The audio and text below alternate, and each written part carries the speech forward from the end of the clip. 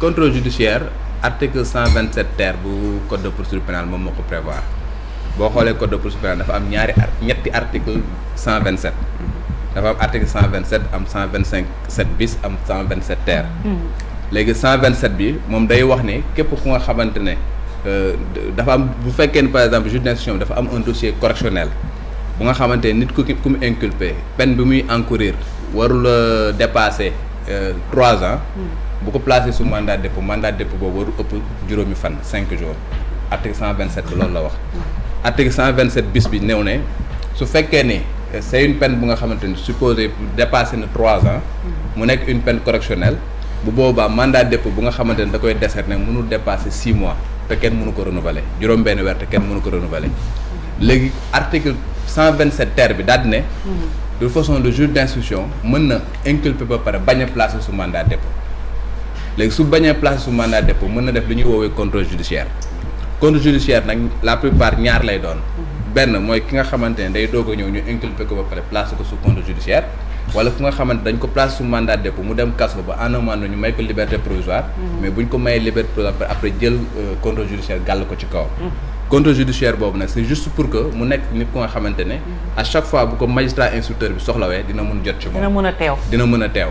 donc il faut que mu am ay garantie de représentation en justice maanaam xam nañ fan la dëkk xam nañ ni du daw et que à chaque fois bu ñu ko soxlaa dina ñëw léegi nag pour assurer wu que ne bu ñu ko soxlaa dina ñëw benn li nga xamante ne moom la 127 ter bi daal di wax mooy bu fekkee ni ko am passeport la day jël passeport am su fekkee ni ku nga xam ne amul passeport am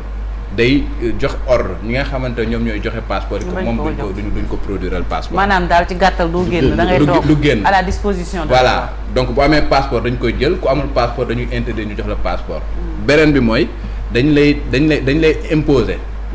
15 jours yu nekk wala 1 mois yu nekk loolu juge d'instruction bu mooy décider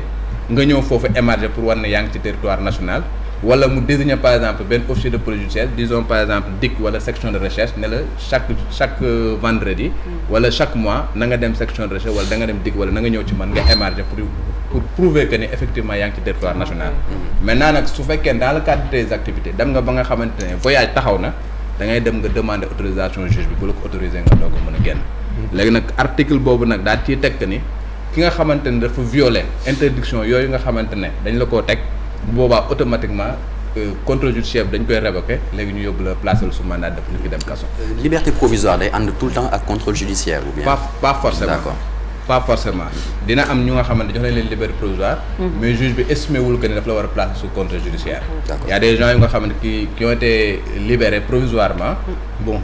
bu ñu leen di juger rek la ñuy demaat taxaw devant la juge am ñu nga xamante ne libéré nañ leen provisoirement mosuñu leen a juger mais am na ci ñu nga xamante ne bu ñu leen place bu ñu leen mayee liberté provisoire ba pare juge bi da leen di convoqué waat ñu ñëw mu place leen sous contrôle judiciaire. léegi passeport bi c'est à l'international on imagine bien mais par exemple ku bëgg voyager ci biir réew mi rek da nga nekk sous contrôle judiciaire est-ce que amul peut-être benn dispositif est-ce que tey homme de loi homme de tenue am na sañ-sañ taxaw ci frontière entre deux régions taxawloo benn nit koo xamante ne il est placé sous contrôle judiciaire. non kenn amul droit boobu. parce que boo nekkee sénégalais quand même da nga am liberté de circulation sur toute l'étendue du territoire national. bu la neexee nga dem fa.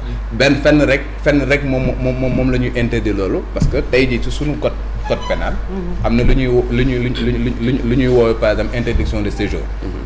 par exemple man sénégalais la juge bi mën na ma condamner ba pare interdire ma de séjour à Dakar. D'accord. À part de ce moment là man waruma ñëw Dakar su fekkee ne par exemple ñëw naa Dakar ki nga xamante ne dafa nekk takk der su ma gisee war na ma jàpp parce que rupture de ban laa def dama def beneen délit bu nga xam ne ñu ngi ko tuddee rupture de ban. léegi Daouda soo nekkee sous contrôle judiciaire yoon dafay contrôler sa communication wala kañ nga war a wax ak est-ce que dossier bi nga xamee ni moo tax yoon teg la loxo est-ce que am nga droit àddu ci. waaw déjà dossier bi nga xamante ne dañ naan l'instruction est secret déjà loolu principe la. donc nit ki bu ñu ko inculper rek ci benn mbir waru ci àddu quoi warul wax li nga xamante ne moom moo nekk ci instruction bi. kenn terewu ko mu wax c'est-à-dire que d'une manière générale. nit ki c'est pas parce que interdire nañ la kin mu te di inculper nañ la que amuloo droit daal di wax amoo droit joxe sa opinion par rapport ak dëkk bi nu muy doxee wala nangam ak nangam mais dossier bi nga xamante ne moo la concerné mënoo cee wax en public mënoo cee def yenn yi xam nga parce que tout simplement dañ la inculpé te buñ la inculpé mooy am na yenn charge yu nga xamante ne am na ay nan laa koy wax sax justement ay inculpation ay chef d'inculpation yu nga xam teg nañ ko sa kaw et par conséquent waroo cee àddu pour jox lépp lu nga xamante ne war nga koo wax si cabinet d'instruction bi nga koy def tey jii bu fekkee ne juge bi dafa estimer que ni daf lay interdire nga wax loolu mooy interdiction de communiquer c'est prévu article 103 nee na bu code de procédure pénale daf ne bu fekkee ne juge bi daf lay interdire communiquer interdiction moom mënul dépasser fukki fan. Article 103 bu code de procédure pénale moom moo ko wax. donc il peut arriver que juge bi nga ñëw mu ne wax dëgg yàlla ndax mbir mi nu mu demee nii. pendant un laps de temps bi bul wax bu feeñ fenn. looy mooy interdiction de communiquer prévu par l'article 103. mais bu boobaa interdiction mënul dépasser 10 jours 10 jours yooyu bu kiiwee yow am nga seen liberté wax lu la neex. mais la plupart nit ñi bu ñu la inculpé comme dossier bi la concerné bi tax ñu inculpé la. doo ci wax ba géex comme on a l'habitude de voir. d'accord Daouda parfois ñu gis ñoo xam ne bu ñu placé sous contrôle judiciaire bu ñu leen placé sous contrôle judiciaire dootuñu la déggati. finalement voilà dañ fiy jaaree sax quand même c'est la muet duñu waxaat ci leneen par contre am na ñoo xam ne suñu génnee ci contrôle judiciaire bi dañ naan dañuy seen yoon nekku ci en fait dañuy wax li ñu war a wax donc lan mooy différence bi foofu wala peut-être que dañ ko dafay moytu bu ëpp wala yoon moom moo tëralee noonu. waaw ñu ci bëri dama comme ni wax am ñenn ñi nga xamante peut-être méconnaissance des lois méconnaissance li nga xamante moom moo nekk seen droit yaakaar na bu ñu la inculpé place sous contrôle judiciaire rek. pratiquement yow da ngay perdre sa droit yëpp. parce que même bu ñu la inculpé place la sous contrôle judiciaire tu es toujours présumé innocent. amul benn condamnation bu nga xamante mi ngi tegu ci yow. tu es citoyen comme tout le monde. am liberté yi nga xamante ne liberté constitutionnelle yi nga xamante dañ ko jox ñeneen ñi liberté yooyu nga am. yow lenn rek moo nekk lu nga xamante ne moom moo am sa kaw mooy yow dañoo gàll ci yow benn accusation bu nga xamante ne. juge bi dafa war a dem après def instruction à charge et à décharge. bu ñu wax instruction à charge et à décharge juge bi moom si boppam moom moo war a xool ndax lañ lay ji. am na ay éléments yu nga xam ne moo koy étayer bu boobaa mu renvoyer la pour que ñu juger la. su fekkee ni jàpp na ne par exemple amul benn élément buy étayer charge yi ñu teg sa kaw bu boobaa moom mu def non lieu pour que ñu bàyyi la mais nit ki quand même tant que demuñu ba condamné ko définitivement dafa nekk nga xamante il est présumé innocent te amul benn liberté bu nga xamante mën na ko tere même ka nga xamante ni condamné nañ ko également mënul perdre droit am bi nga xamante ne day wax li nga xamante ne moom la xalaat ci dëkk bi parce que dëkk bi quand même ñun ñëpp ñun ñoo ko bokk ku ci nekk am nga droit wax bu dee contrôle judiciaire est-ce que am na diir boo xamante ne bu ci tollee lañ ko war a lever waaw loolu moom mooy problème bi nag parce que tey contrôle judiciaire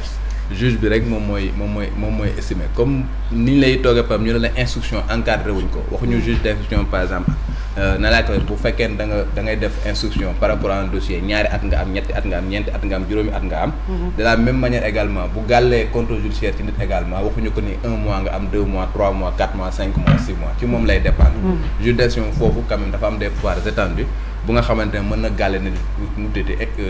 contrôle judiciaire daal di koy bàyyi ci problème la de bu ñu war a xoolaat problème la parce que y a beaucoup de choses yu nga xamante war nañ ko mun encadrer de la même manière que nu ñu war a encadrer li ñuy woowee par exemple instruction bi ñu xamante ne boo yoree dossier d'instruction am nga ñetti at pour boucler ko par exemple de la même manière également boo gàllee nit par contrôle judiciaire war na am durée bu nga xamante ne bu ko amee soit da ngay ñëw nga yóbbu ko ñu juger ko wala nga dindi ko ci moom mu mën a vaquer à ses occupations. voilà Sénégal ñu ngi fi tudd jamono yi mbirum bracelet électronique suñu demee ba introduire loolu ban impact la nar a am ci mbirum contrôle judiciaire yooyu. très bien c'est la dernière question. waaw parce que bracelet électronique. genre peine alternative la. bracelet la si ñaar lay dikkee. nit ki inculpé nañ ko ba pare. mais au lieu que ñu koy placer sous mandat de dépôt. ñu defal ko takkal ko bracelet électronique ñëw na ko par exemple dañ lay def résidence surveillée da ngay dem sa kër bul génnate wala nit ku nga xamante ne par exemple war nañ ko jugé nañ ko condamné ko au lieu que mu dem kaso ñu ne ko léegi peine ba nga xam moom nga war a purger sa biir kër nga koy def ñu takkal la bracelet électronique daal lay defal périmètre bu nga xamante waroo ko dépasser loolu mooy bracelet électronique mais dans la mise en œuvre chaque fois loolu la ñuy wax fii Sénégal man j'estime que dina nekk lu nga xamante lu xaw a sooxe lay doon